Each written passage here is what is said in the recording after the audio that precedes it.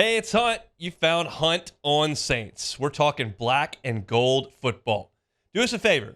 Hit the like button, share your comments below, and hit that subscription button so you can get all of our content. Enjoy. Chris Olave, who left yesterday's practice with a hip injury, said he fell on his hip. He practiced in full today. Appears there's nothing to that injury whatsoever. Unfortunately, Demario Davis did leave practice today. The report is that he had a left hamstring injury in the middle of a rep, and he sat down. It wasn't like he blew it out and was laying on the ground and got carted off. He left the field in his own power, but did have to leave practice. So Demario Davis, somebody that we'll have to keep an eye on here with the injury report. And then something that is kind of festered over the last couple of days. I think that's probably the wrong word because it's not a negative connotation, but something that's kind of bubbling up. And it happens every year. This is an evergreen in the fall, late summer. We hear it every year. Usually people buy into it, and then you're proven to be a fool for doing so. I'm not going to do that today. Peyton Turner whispers are coming back every year in camp. He had a strip sack today, apparently. Won some one-on-one reps. Looks good out there. It's early. I don't think anybody's falling for it. This is very much Lucy and Charlie Brown in the football. But it keeps coming up. And it's not like one person that's pumping this. It's everybody that's out there. It's like, yeah, Peyton Turner kind of looks pretty good. But we got the exact same thing last year, and we know that he really didn't play. So just reporting what's being reported. I see it on Twitter. I pass it along to you. It sounds like Peyton Turner is doing some things pretty well. Here's another thing that is consistent day after day with the reporting from Saints camp. Almost unanimous. Chase Young is balling. He has been a handful for the Saints offensive linemen in one-on-ones, in 11-on-11s, in terms of making plays on the quarterback, making plays in the backfield on reverses. He's just been a handful, and that is what the Saints brought him in to be. And if he continues that into the season, he's going to be a really rich dude come next offseason, and the Saints are going to be a much better team. When this signing was made, I roundly applauded it. It was like, this is fantastic. It's cheap. It's no risk. It's 1 year. It's high upside. This is great. And then 2 hours after that, the report came out, well, but he needs a neck procedure done. And I was like, well, I still kind of like it because I think that this is worth a try with Chase Young. And apparently he has just been a force day after day after day on the Saints practice field. Now, Dennis Allen talked about Chase Young yesterday. This is not today's sound. This is from yesterday, which is Tuesday, talking about his workout yesterday. I think he got 3 plays, and the first one kind of bull rushed back in there and, got a little bit too close to the quarterback for me. But that was, that catches your eye when a guy's able to walk the offensive tackle back into the quarterback. I think that's something that he can do. And so I liked what I saw in those 3 plays. I think all 3 of them by design were pass rush plays. And I think we'll see, gradually a little bit more and a little bit more, out of Chase as we go into practice. This was all kind of part of the plan, to kind of work him back in. We got him a couple of pass rushes in a team environment, which I thought that was good for him, both physically and mentally, I think, to be back out there.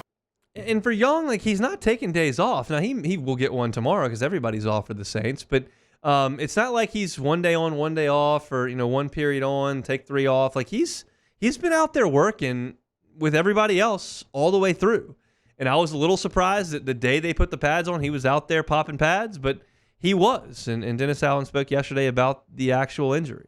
He met with the doctors when we got here on the 22nd, and he was cleared by the doctor for full participation. So I think at that point, we probably accelerated this timeline just a little bit from where we probably initially thought it would be or potentially could be. So I like where he's at right now. We're going to continue to be smart with him, but I think each day you'll see him ramp up a little bit more and more every day.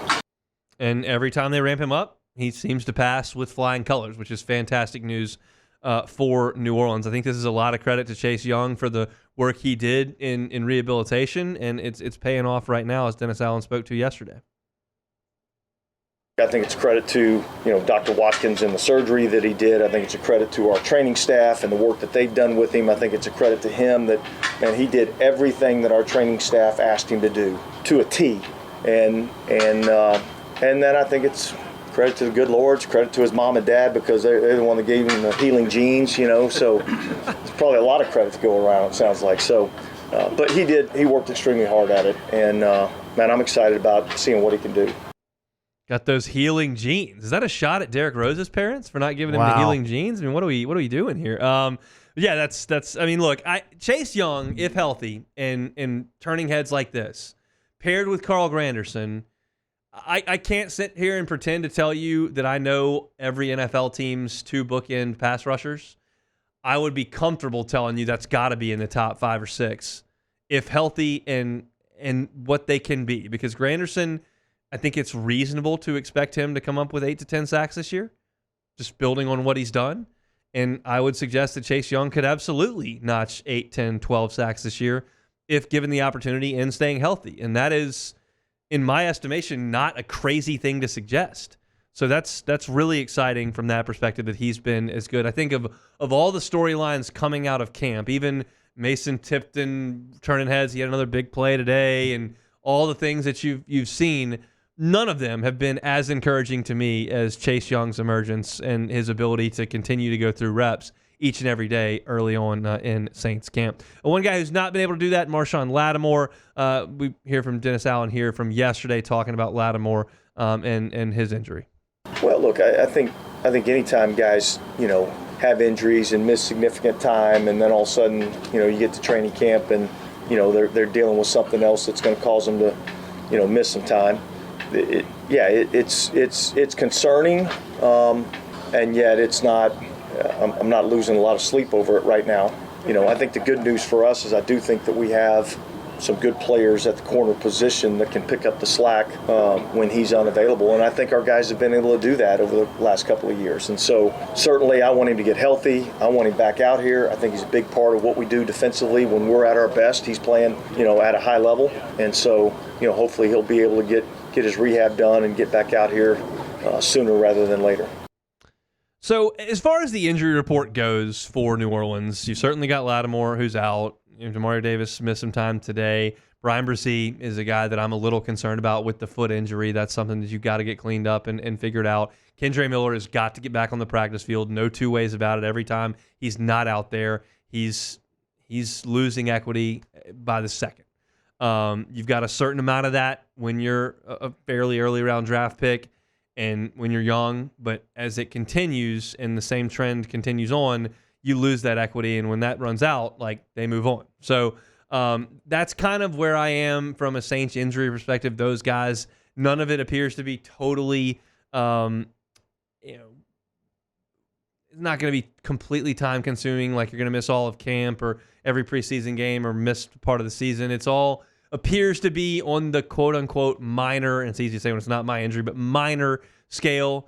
But you'd like to get those guys back and healthy while avoiding the big-time injuries at this point in camp. So we'll continue to keep you updated as we learn more. If there's anything that comes out on Twitter from Saints camp over the next 25 minutes or so, we'll certainly keep you updated on it. All of our Saints content, if you're looking for it, you can find at Hunt on Saints on YouTube. All of our guests from out in California. We've had a number. Matthew Paris was with us yesterday. Sharif Ishak's good enough to join us when he can. Sean Fazan was on Monday. Luke Johnson's going to be with us tomorrow. Continue to kind of bring some guys in from out west, and they've done a great job of keeping us updated on what's going on. If you're looking for it, you can find it on YouTube. Hunt on Saints is where all of our Saints content lives. And if you're looking for LSU football and don't really care about the Saints, you can find that at Hunt on LSU as well. Hey, it's Hunt. Thanks for watching Hunt on Saints. Before you leave, help us out a little bit. Hit that like button, leave your comments in the section below, and hit that subscribe button so you get all our content right here from Hunt on Saints. We'll see you next time.